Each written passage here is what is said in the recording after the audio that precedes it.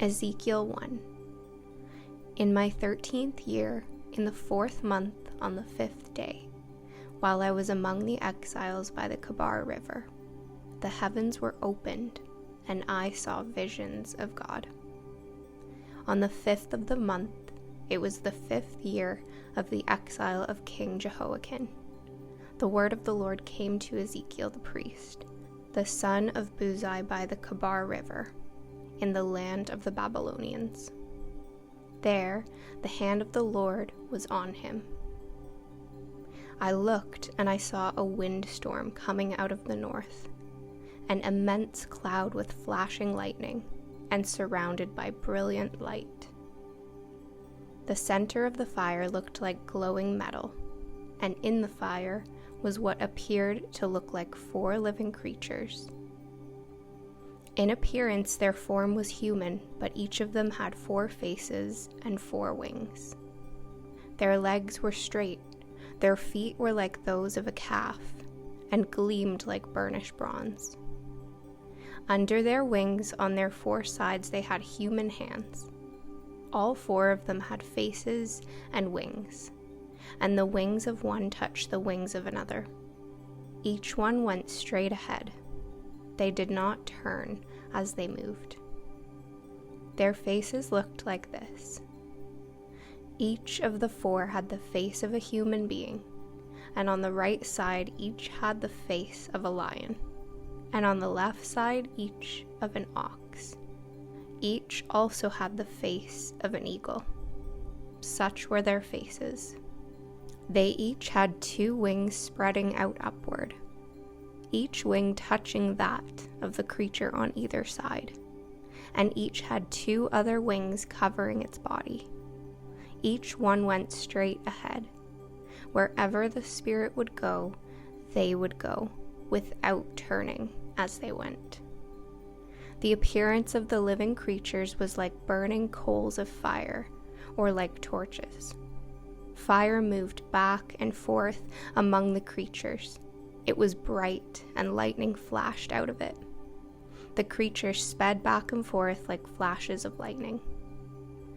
As I looked at the living creatures, I saw a wheel on the ground beside each creature with its 4 faces.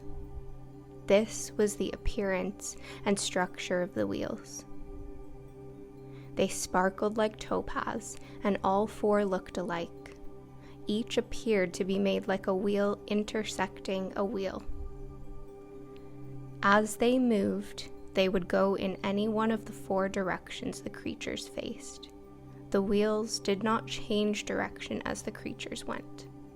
Their rims were high and awesome, and all 4 rims were full of eyes all around.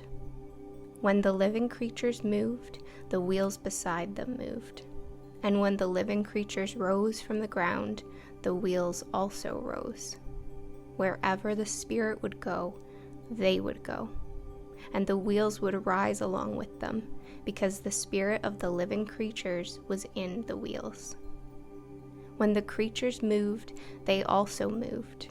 When the creatures stood still, they also stood still.